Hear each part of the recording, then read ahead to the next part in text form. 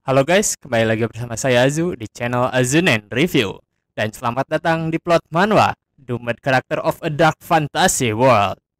Nah, kali ini mari kita lanjutkan perjalanan dari Yanhof. Dan part ketiga, mari kita mulai. Melihat kehadiran dari Dullahan, Yan tentu saja merasa jika kekacauan yang terjadi di kerajaan sangat serius. Karena sekarang satu persatu monster elit muncul dengan cepat. Namun meski begitu, Yan kemudian meminta Philip untuk memberikan pedangnya karena ia bersiap untuk menghadapi si Dullahan. Tapi di sana, Maeve berkata bahwa dirinya yang akan berdiri di barisan depan. Yan yang mendengar perkataan itu memahami jika Maeve ingin berada di pertarungan secara langsung. Namun ia kemudian berkata untuk memperhatikan dulu si Dullahan karena Dullahan yang ada di sana tidak seperti menunggu untuk menyerang. Di mana nyatanya Dullahan yang Yan kenali di dalam game memiliki dua tipe pertarungan, yaitu pertarungan menyerang dan bertahan. Dan jika Dullahan ada di mode pertarungan bertahan, serangannya memiliki pola yang berbahaya. Sedangkan ketika Dullahan ada di mode menyerang, itu mudah untuk dihadapi. Mendengar perkataan Yan, Philip memahami jika bertindak gegabah tidaklah baik. Namun tiba-tiba teriakan terdengar dari arah belakang mereka. Karena nyatanya kelompok Miguel akhirnya telah menyelesaikan penguburan, di mana Miguel sangat senang karena dirinya bisa pergi sekarang. Tapi ketika itu, ia melihat Ian dan yang lainnya melirik kepadanya, di mana ia bertanya, apakah ada masalah? Di mana ketika itu juga, Dullahan yang ada di kejauhan berteriak kencang, dan ia memberikan aura yang mendominasi bagi orang-orang. Ian yang melihat hal itu tentu saja memahami jika Dullahan sepertinya sedang mengancam. Dan hal selanjutnya pasti pertarungan tak akan terhindarkan. Dullahan yang marah dan berteriak, ia langsung mengumpulkan magic di lengannya, di mana kegelapan dan aura ancaman terpancar darinya. Namun di sana, Maeve tak dapat mengerti tentang perkataan dari Dullahan, karena perkataan itu merupakan kata-kata yang asing. Sedangkan Ian, dia menjelaskan jika Dullahan itu berkata dengan bahasa kuno, di mana si Dullahan itu tak akan memaafkan para manusia yang menginjakkan kakinya di tanah para nymph. Philip yang tertekan oleh dominasi dari Dullahan, ia bertanya kepada Ian akan bagaimana bisa dirinya mengerti ucapan dari monster itu. Di mana Ian pun menjawab jika dirinya belajar sedikit bahasa kuno. Tapi sebenarnya itu merupakan salah satu skill yang pernah Ian ambil untuk free talentnya. Karena ketika itu ia mencoba untuk menyelesaikan event tentang peradaban kuno. Sementara Yan menjelaskan hal itu, Dullahan yang ada di sana terus berteriak dan memancarkan aura yang mencekik. Namun Ian yang memahami perkataannya, ia dengan segera memberitahukan kepada kelompok orang-orangnya untuk tutup telinga sekarang juga. Karena nyatanya, yang Dullahan katakan bukan hanya bahasa kuno saja, melainkan sebuah spell yang memberikan dampak kegilaan. Hanya saja ketika Ian memberikan perintah itu semua telah terlambat. Karena kedua teman yang dibawa oleh Miguel, mereka kehilangan kesadaran dan menjadi gila. Miguel yang melihat anak buahnya terdiam seperti itu, ia meneriaki mereka berdua. Hanya saja tak ada respon sama sekali. Di mana dari balik dirinya, tiba-tiba saja ada mayat yang keluar dari balik kuburan. Dan mayat-mayat itu, mereka bergerak dan bangkit menjadi para ghoul. Phillips dan Miguel yang melihat hal tersebut, mereka tentu saja ketakutan. Namun para ghoul yang bangkit itu, mereka langsung mendekati kedua teman Miguel yang menjadi gila. Di mana akhirnya mereka pun diterkam oleh para ghoul dan mati begitu saja. Miguel yang melihat temannya dimakan oleh ghoul, tentu saja sangat kesal. Di mana ia kemudian harus bersiap untuk menghadapi mereka. Sedangkan Philip yang masih kebingungan, ia bertanya akan apa yang perlu kita lakukan sekarang. Di mana Maeve pun mengatakan jika dirinya akan menghadapi si Dullahan. Sedangkan bagi Philip, ia diperintahkan untuk membantu orang-orang. Dengan perkataan itu, Maeve langsung bergegas pergi dengan kudanya, di mana ia dengan berani akan menghadapi Dullahan secara langsung. Sedangkan Philip yang bersama Ian, ia berharap kepada Ian untuk menyingkirkan para ghoul sebelum dirinya mati. Ian yang mendengar perkataan putus asa dari Philip tentu saja mengejeknya, karena dirinya tidak memiliki keyakinan untuk menghadapi para ghoul. Di mana nyatanya Ian memiliki sesuatu yang perlu dirinya periksa. Karena saat ini Ian akhirnya memiliki kesempatan untuk melihat kemampuan bertarung Maeve yang sesungguhnya. Dengan keberanian yang Maeve miliki, dia langsung menerjang mendekati Dullahan. Namun Dullahan yang ada di hadapannya, ia mengumpulkan magicnya, Bahkan dengan cepat, ia langsung melemparkan serangan magic ke arah Maeve, di mana terlihat jika batuan berduri muncul seketika. Tapi meski begitu, Maeve dengan segera mengumpulkan magic aura di pedangnya, di mana dengan tebasan itu, batuan berduri yang menyerangnya ditebas dan dihancurkan. Tidak berhenti di sana, Maeve ia langsung menerjang ke arah Dullahan kembali, dan dengan serangan kuat, ia menusuk tepat ke badan miliknya. Di mana dari serangan kuat itu juga, Dullahan yang ada di hadapan Maeve, tubuh miliknya memiliki lubang yang sangat besar.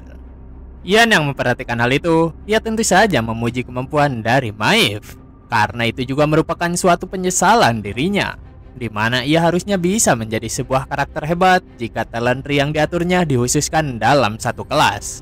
Bahkan jika dirinya membiarkan pertarungan berjalan seperti itu, sepertinya Maeve sendiri bisa menaklukkan si Dullahan sendirian. Sedangkan di balik Ian yang sedang memperhatikan Maeve, pertarungan lain terus berlangsung, di mana Miguel dan Phillips mereka berdua menghadapi para gol yang tidak bisa mati. Kembali ke pertempuran Maeve dan Dullahan.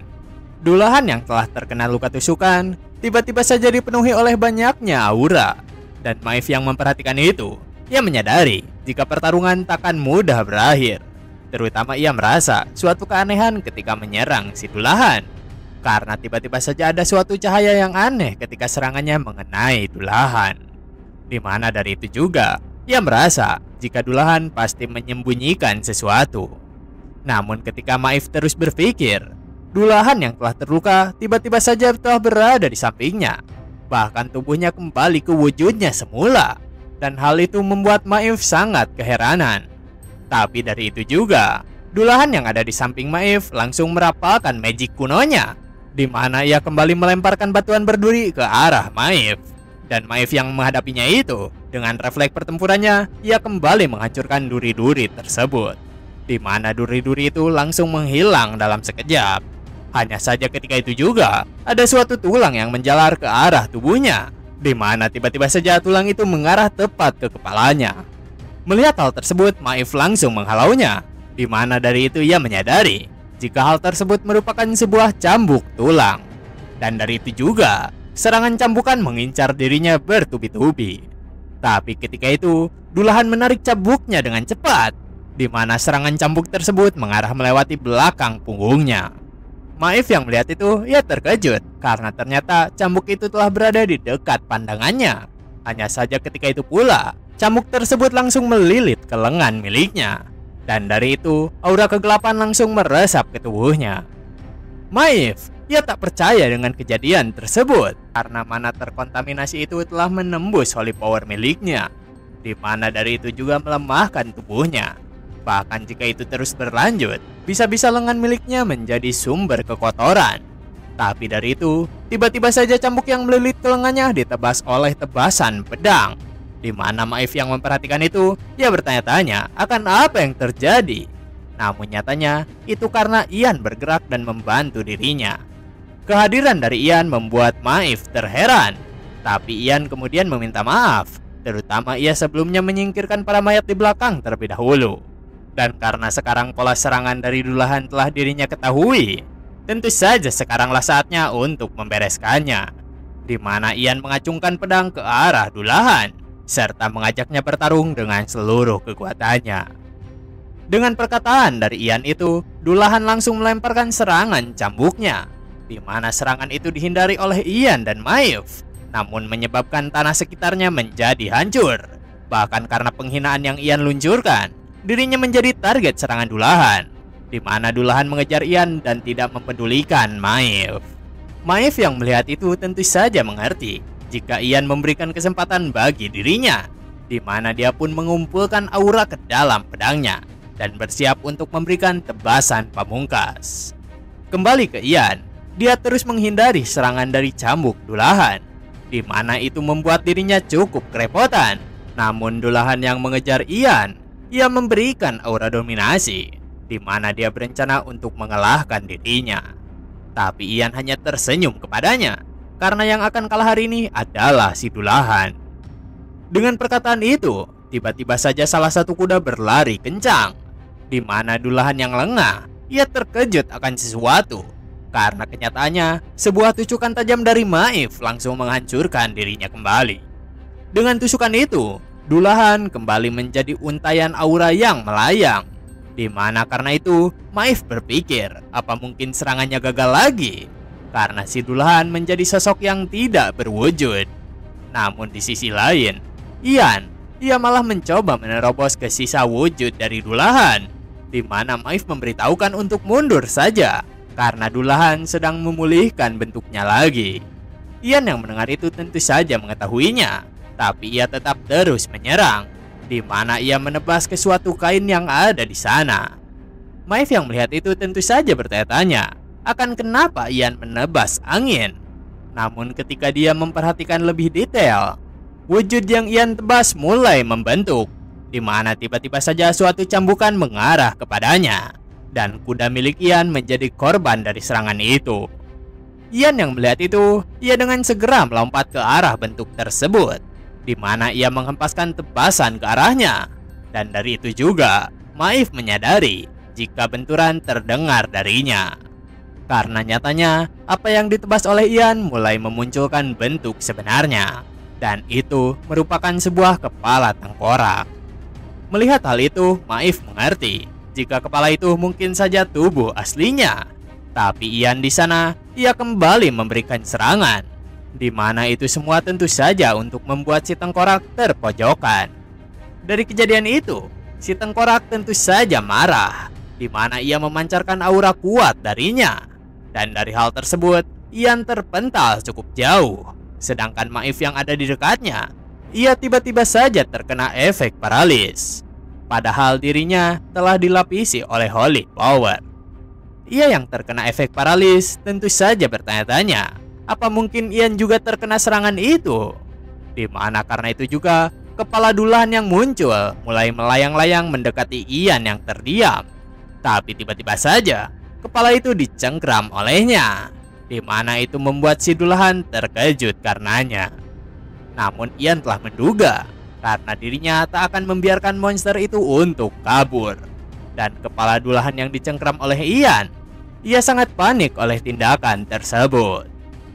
Semua yang terjadi karena Ian memiliki kekebalan dari efek paralis, terutama ia mengembangkan buff dari Tree Talent secara acak, di mana dari banyaknya buff yang diambil itu menciptakan efek yang bersinergi. Dan efek paralis yang dipancarkan dari Dullahan hanya memberikan efek perlambatan bagi Ian.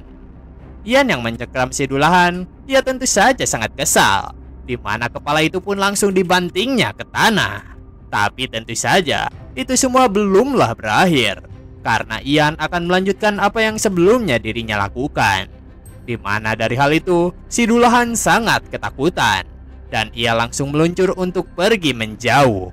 Sayangnya, meski Dullahan bergerak cepat, Ian telah berada di belakangnya, dan dengan segera ayunan pedang pun langsung menghantam ke arahnya. Dengan ayunan itu, Ian terus-terusan menebaskan pedangnya kepada si Dullahan.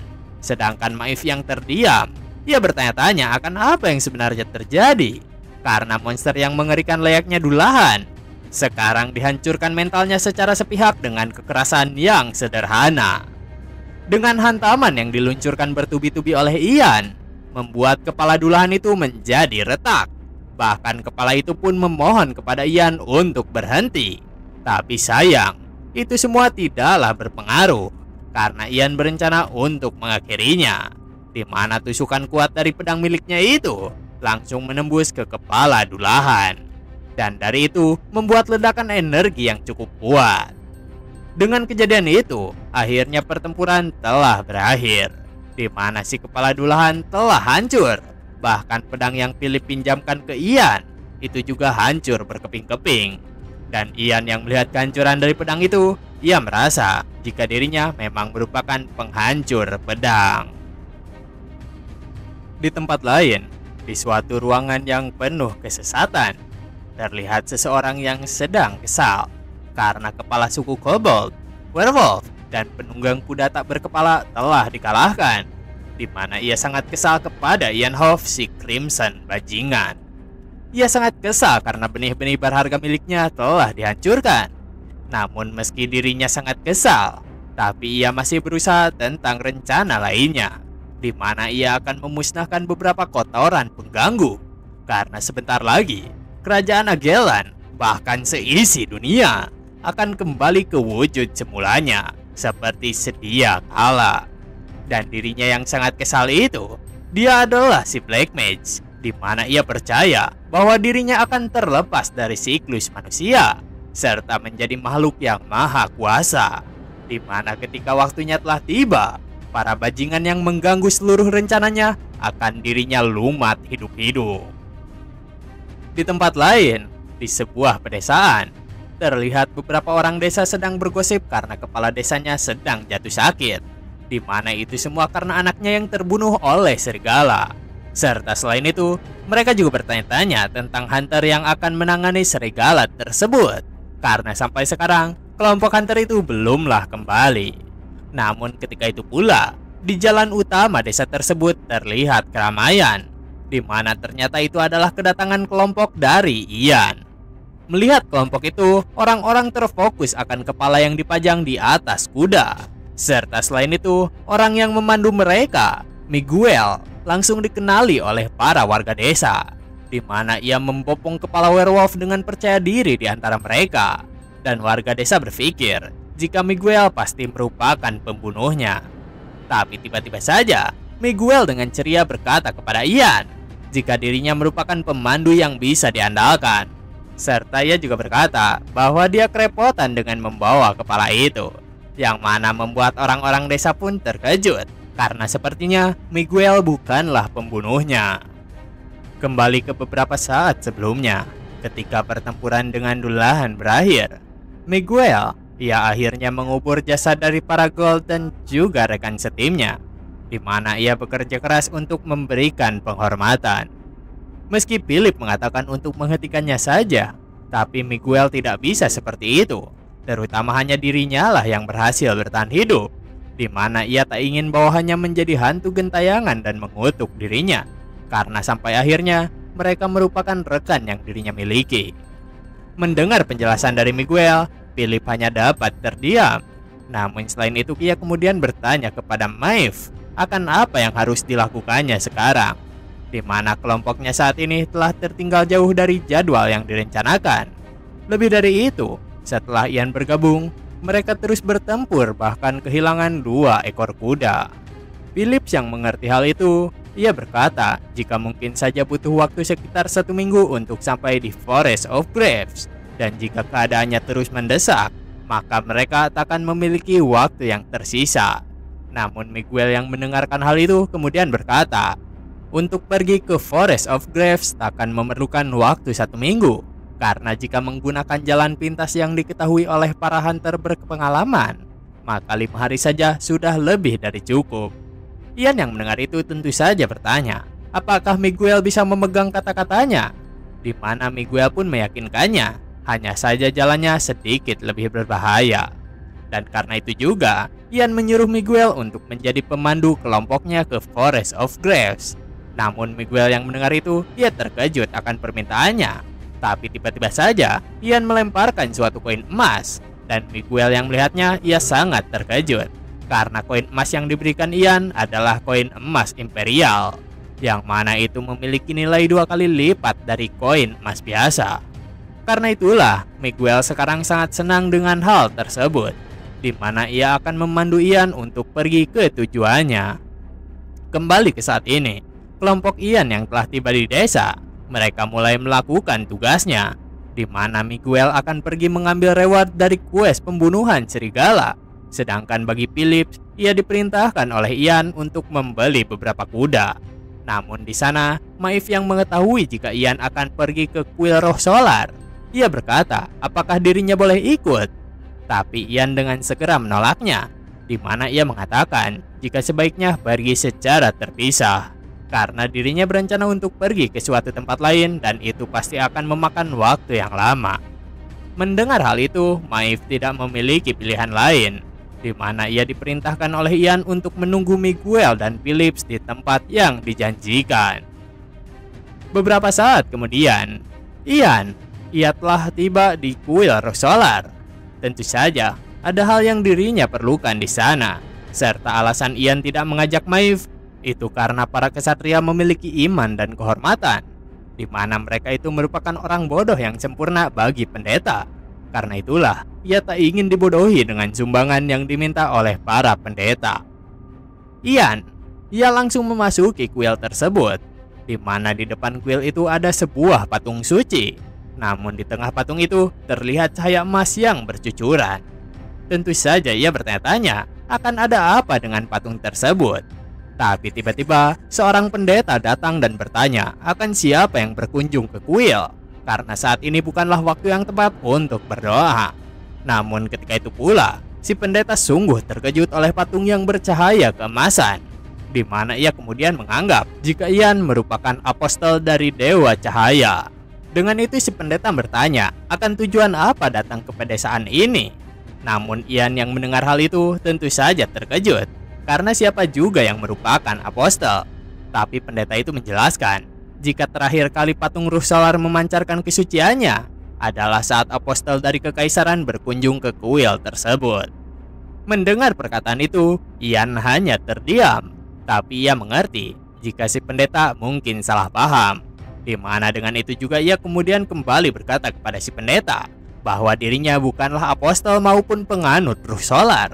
Hanya saja ia merupakan seorang hunter yang memiliki suatu keperluan.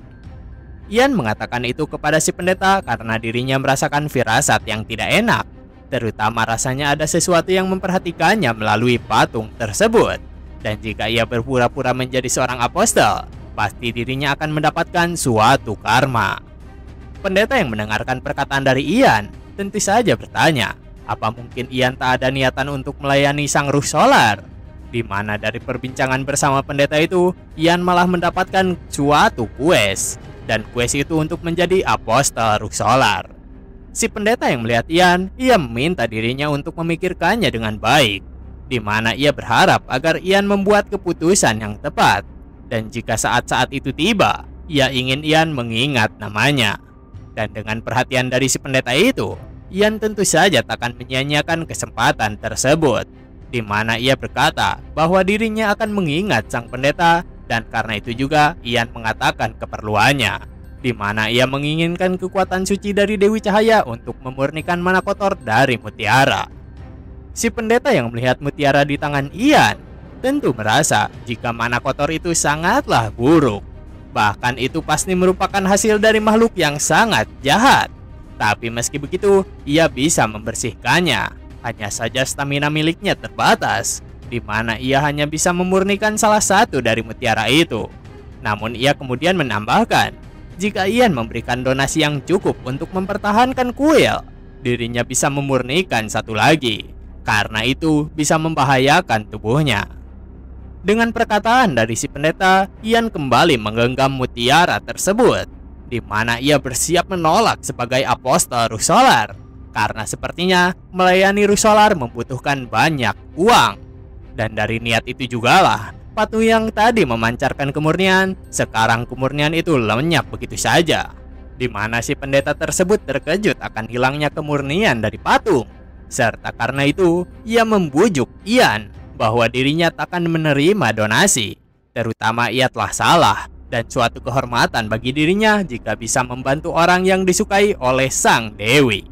Dengan perkataan dari si pendeta, kemurnian yang dipancarkan dari patung itu kembali tersebar, di mana Ian yang menjadi utusan di balik pengawasan sang dewi, dia berharap kepada si pendeta untuk mengurusnya sebaik mungkin. Terutama, semoga sang dewi mengakui kesetiaannya. Beberapa waktu berlalu, di sebuah bar, Miguel dan Phillips, mereka langsung menyambut kedatangan Ian dengan gembira, di mana Phillips meminta Ian untuk menceritakan perburuan naga di rawa-rawa. Namun Ian yang memasuki ke dalam bar itu, ia dengan segera bertanya akan bagaimana dengan urusan mereka, di mana Phillips, ia memberikan kembalian dari pembelian kuda, serta dirinya bertanya apakah Ian benar-benar telah memburu seekor naga. Mendengar perkataan dari Phillips, Ian pun menatap kesal terhadap Miguel. Tapi Miguel mengatakan bahwa Phillips penasaran akan masa lalu miliknya, dan karena itu jugalah ia menceritakan sedikit tentang Ian terhadapnya. Dengan penjelasan itu, Ian mengatakan bahwa hal yang dihadapinya bukanlah naga, melainkan itu merupakan swamp drake yang baru saja menjadi dewasa. Dan kadal bersayap seperti itu takkan pernah sebanding dengan naga yang asli. Dari perkataan Ian itu membuat Phillips dan Miguel sangat terkejut kagum, di mana mereka bertanya apa mungkin itu semua bukan hayalannya. Namun Ian yang kesal akan ingatan itu, ia mengancam kedua orang tersebut untuk tak perlu mempertanyakannya. Tapi kedua orang itu tidaklah mendengarnya, di mana mereka bertanya-tanya tentang kenapa Ian pergi ke rawa berbahaya tersebut. Terutama rumornya bahwa rawa itu merupakan area terkutuk. Dan jika orang itu bukanlah keturunan orang-orang kuno, maka akan kehilangan nyawanya tepat setelah menginjakan kaki di atasnya. Mendengar perkataan dari Phillips dan Miguel, Ian menjadi teringat tentang dirinya yang merupakan keturunan di dalam karakter Windows-nya. Dan dengan itu, membuat dirinya mengingat akan Dark Barrier yang tidak membuatnya menjadi gila. Di mana Dark Barrier sendiri merupakan barrier gelap yang besar dan belum teridentifikasi. Dan itu membagi benua menjadi dua. Barrier tersebut merupakan masalah terbesar yang didiskusikan di dalam game. Serta kebanyakan masalah yang terjadi di Aquilonia biasanya berkaitan dengan kegilaan dari Dark Barrier, di mana si Black Mage yang dirinya kejar juga memiliki keterkaitan akan hal tersebut. Tapi dari perbincangan konyol yang dilakukan oleh Phillips dan Miguel, itu membuat Maeve cukup kesal, di mana ia meminta mereka berdua untuk berhenti berbicara, serta memerintahkannya untuk kembali ke penginapan. Dan karena dimarahi oleh Maeve, mereka berdua pun kembali ke penginapan, di mana mereka saling menyalahkan satu sama lain yang membuat Maeve sekesal itu. Sementara itu, Maeve, ia bertanya kepada Ian tentang apakah dirinya memiliki waktu luang, di mana ia ingin memberitahukan sesuatu kepadanya. Beberapa saat kemudian, di sepanjang jalan pedesaan, terlihat Ian dan Maeve berjalan bersama. Namun di sana Maeve bertanya, apakah Ian baik-baik saja dengan benda yang didapat dari Dullahan, di mana itu semua mengacu kepada sebuah cincin yang berada di lengan Ian. Karena ketika Ian berhasil menghancurkan kepala Dullahan, tiba-tiba saja suatu benda hitam meluncur kepada dirinya. Dan dengan refleks, Ian pun langsung menangkapnya. Namun ketika itu, aura gelap memancar kepada Ian, di mana karena kegelapan aura itu, semua kebencian dan kutukan kegelapan menyelimuti dirinya. Tapi dari kegilaan itu, Ian hanya menertawakannya, karena itu tidaklah berpengaruh, di mana dengan segera kegelapan itu pun disingkirkan. Mendapatkan kejadian tersebut, Ian langsung mencoba untuk menghancurkan suatu hal yang dirinya genggam, di mana benda yang digenggam oleh Ian meronta-ronta oleh tekanan mana miliknya. Tapi ketika itu, Ian malah merasakan keanehan, karena dirinya malah merasakan ada bagian tubuh baru yang tercipta, di mana ketika dirinya membuka genggamannya, di sana terlihat ada sebuah ular kecil di telapak tangannya. Melihat hal tersebut, Ian sangat senang, karena sepertinya ular itu telah terhubung dengan dirinya. Bahkan itu mungkin saja merupakan sebuah pet. Namun tiba-tiba ular itu pun mulai melingkar di jari tengahnya, yang mana itu merupakan suatu benda yang melengkapi dirinya. Karena nyatanya itu merupakan Swamp Grudge, sebuah cincin yang memiliki kehendak dalam bentuk ular. Dengan ular yang ada di jarinya, Ian mengatakan jika dirinya baik-baik saja, di mana itu membuat Maeve memujinya, karena Ian tak pernah gagal dalam mengejutkan dirinya. Mulai dari mengalahkan monster seolah bukan apa-apa, sampai mengenakan cincin menyeramkan tanpa masalah apapun. Tapi memikirkan bagaimanapun, Maeve berkata jika itu sepertinya memang wajar, di mana Ian telah melalui krisis hidup dan mati berulang kali setelah melewati rawa terkutuk. Namun meski begitu, Maeve merasa bersyukur dapat bertemu dengan Ian, karena bagi dirinya tidak banyak mengetahui apa-apa di daerah perbatasan, di mana ia merasa jika dengan kehadiran Ian membuat dirinya merasa tenang. Mendengar perkataan tulus dari Maeve, Ian hanya dapat terdiam. Namun ia kemudian mengalihkan pembicaraannya, di mana ia bertanya tentang apa yang sebenarnya Maeve ingin beritahukan kepadanya.